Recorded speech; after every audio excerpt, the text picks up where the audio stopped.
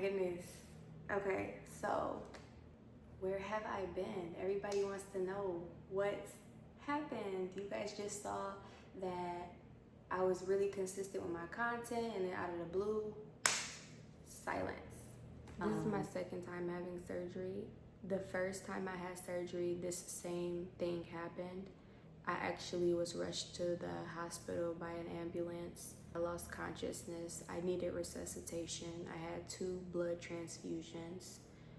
And this time, thank God it wasn't as severe because I knew what was happening to my body and I was able to catch it right away. And I was even able to tell the doctors exactly what was going on rather than them having to find out. So once I got to the hospital and I told them I have PCOS, this happened before, I had laparoscopic surgery. They made 3 incisions. Basically a cyst that's on my ovaries burst and it was filled with blood. So I was bleeding out internally. And that's also why I lost consciousness the first surgery I had 5 years ago. As far as did they fix it and, you know, like, are you better now? That's gonna be something ongoing. My doctor referred me to a hematologist that's a blood doctor. So they're going to do some tests and try to figure out why I'm bleeding out like this every time a cyst rupture. They normally prescribe you birth control to kind of manage your hormones and control the cysts from growing. But I had to tell my doctor, like, that's a temporary fix. That's not a solution to a problem. And I don't like birth control because it like mess you up. The day before this happened, I was on a boat, y'all, having a time. The next day, I arrived at the hospital, went to the hospital because I was in pain. My pelvic area was like cramping, but like not like regular period cramps. It was more so like the surgeons and doctors described it as like contractions. And I didn't even bring my sunglasses in the hospital, y'all. I knew I should have brought my sunglasses. So I'm got a hood on, I'm trying to hide and everything, but I'm in so much pain, I'm crying and everything. The doctor came in and I kind of explained to him my situation. I explained to him my situation because I have PCOS. For those of you that don't know, that is polycystic ovary syndrome. So that just means that I get cysts on my ovaries, and the cyst that was on my ovary, it burst. And when it burst, the fluid inside the cyst, it was actually blood. So I was bleeding out internally. He said, we're gonna have to do emergency surgery. And when he said that, I literally broke down crying. Like, I had to call the director and tell him I'm not gonna be able to film Thursday. They're gonna have to recast me. It just was so many emotions. Like, surgery is really scary. Like, they made 3 incisions and they basically went over the incisions that I already had from the previous surgery because I didn't want more scarring on my stomach. That's actually something I'm really insecure about. Out of a scale 1 to 10, the pain was a 10. This bad boy. Okay, so this is what they give you to help your breathing. I don't know what my breathing had to do with everything, but I think just after surgery, I really don't know. But I'm gonna insert the video of me doing this when I first came home from surgery, and I'm about to do it now to show y'all 2 months later. This is the results.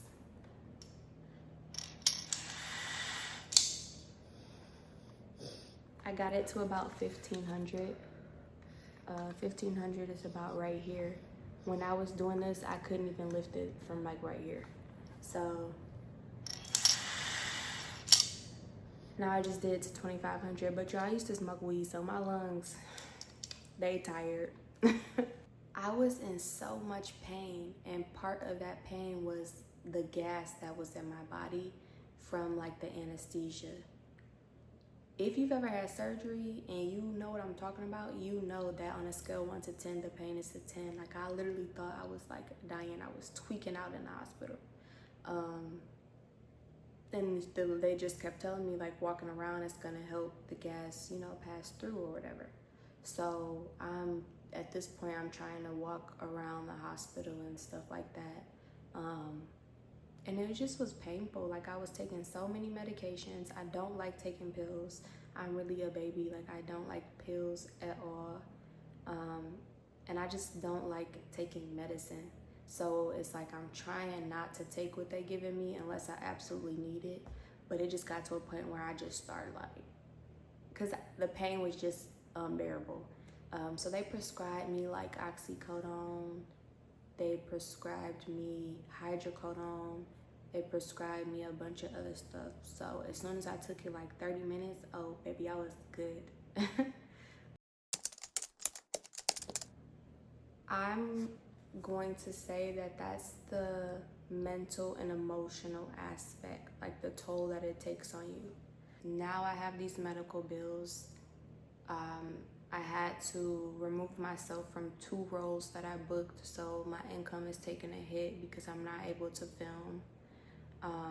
So I'm experiencing like financial hardship from the surgery. I have medical bills now, and just the way that it alters you, and definitely emotionally too, because as I'm recovering, I look in the mirror and I have these scars on my body now. So when I model swimwear, or if I were to ever do sex scenes in movies, I have to just face my self-esteem issues and my confidence. My confidence really took a hit after the surgery.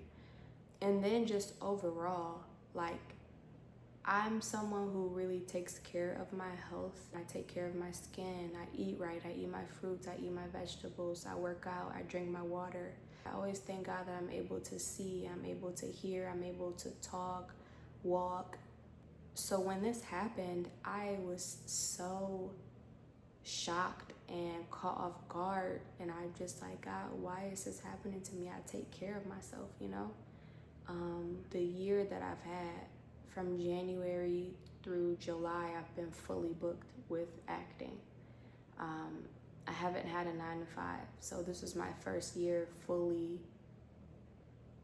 independent in entrepreneurship, my dreams funding my life. So I was on such a high, and then out of nowhere, literally less than 24 hours, everything changed. And so that really took a hit on me mentally too. Depression is a real thing. I was depressed. I didn't leave my room for like 2 months. There was like days that I didn't even shower. And just trying to figure out like what's next for me. Like, I'm used to being able to see forward because I've always had like a job. So I always knew like I have this amount coming in or things like that. And when you are an entrepreneur and you're pursuing your dreams, you can't see forward. You don't know what's to come. I don't know how much money I'm gonna make next month. And it's just like you don't have that safety net anymore. So that was really scary for me. And after the surgery, I really couldn't see forward. So I'm literally questioning everything. I'm questioning if I'm supposed to keep acting. I'm questioning what's next for me. It took a really long time for me to find my way. Like, I literally was asking God, like, why is this happening to me? What could be the possible reason that you take my health? I thought I was doing good. I thought I was doing the right things. I literally didn't want to talk. My phone even got cut off. Like, that's how much I was struggling financially. So you add financial troubles on top of like physical well-being troubles, like my health, on top of mental, emotional. I was suffering in every aspect of life. I was suffering, grieving. And I just couldn't understand, like, God, why? I'm in a better place now, but this was a lot for me. This pain was different. Like, it was really grief. Like, if you ever lost someone close to you, it was real grief. God really changed me. He stripped me down to my last, stripped me of everything.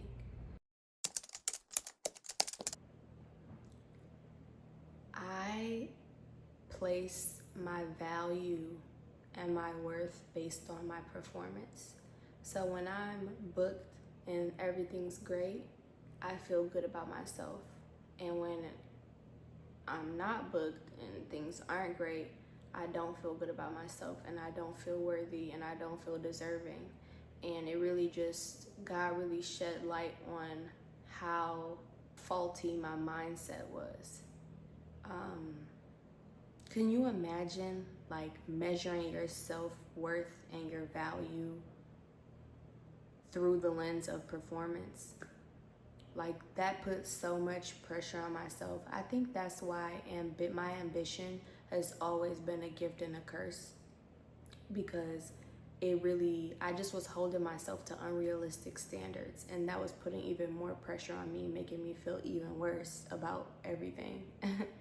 And it's just funny because right now I'm reading Romans, and if you know that Romans starts the New Testament, and the Old Testament was basically about you obtaining grace and righteousness by works. So by following the law, following the commandments, that's how you obtain God's grace and God's righteousness.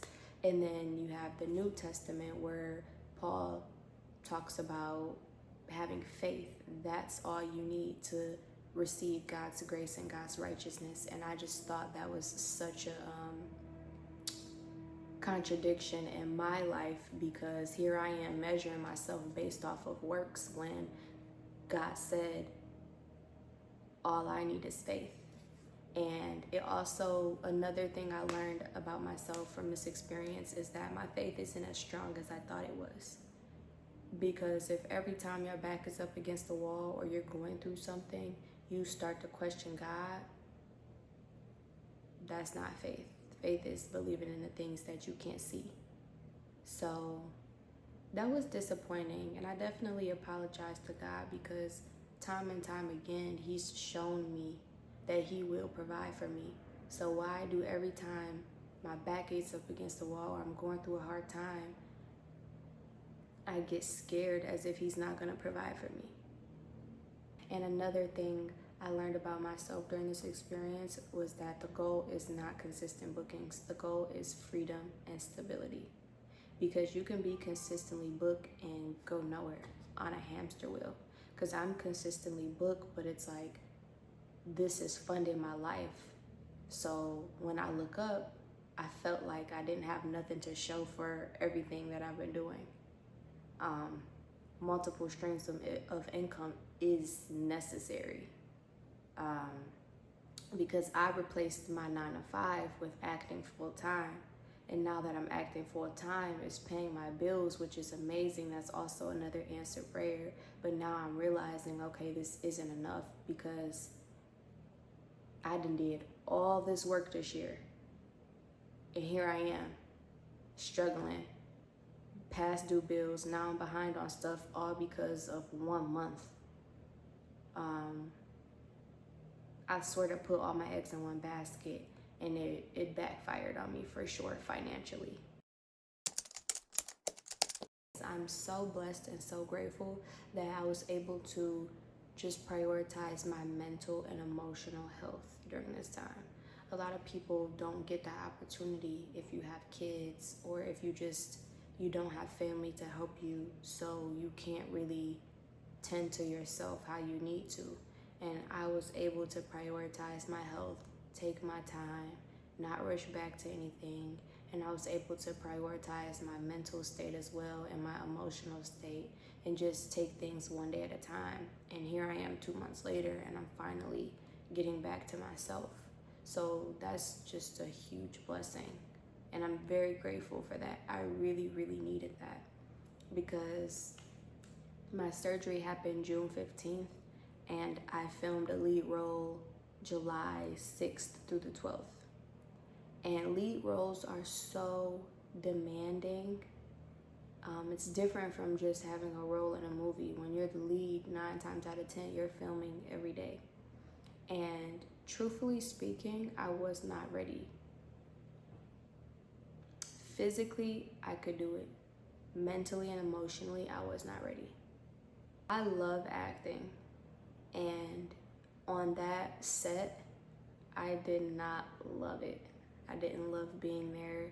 I didn't want to be there. I wanted to be at home in my bed, and I hated feeling like that because I am so passionate about what I do. I didn't want to talk to anybody for real. I didn't want to and I'm not even like that. So it was just, I didn't realize that I wasn't ready mentally or emotionally until I was in it. And at that point, I can't back out. I would never do that. So I just didn't have the experience that I would have liked to have. And then I'm just very grateful for my parents because they helped out a lot. Like, they bought my medicines, they bought me food or would cook for me, things like that. Like, I couldn't do those things myself. So if it wasn't for my parents, I don't even know how I would have got through this. I just want to say thank you to the outpour of love that I received from everyone, like on Instagram, DMing me, commenting, texting, calling. I wasn't able to respond to everyone, but I tried, so I really hope I didn't miss anyone. But I just want to say from the bottom of my heart how grateful I am to have that support and love. And I just want y'all to know that if it was any one of y'all, I would be in y'all DMs, comments, and everything like that also. I just want y'all to know that it's all reciprocated and greatly appreciated, and I really love you guys, genuinely. I'm back. Everything isn't all good, but I can't complain. I'm grateful, and I'm very blessed. All right, that's all.